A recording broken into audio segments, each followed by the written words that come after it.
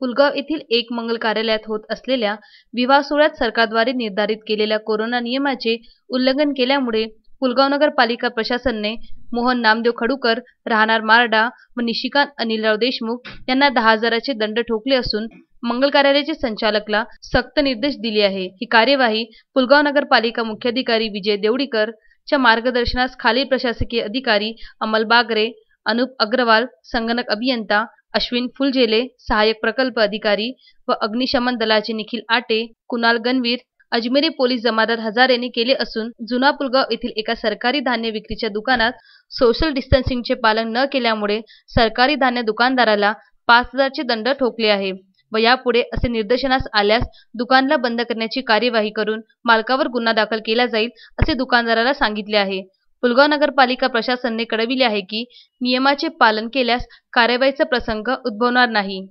Ashwin Shah, Vidarbha news, Pulgaon.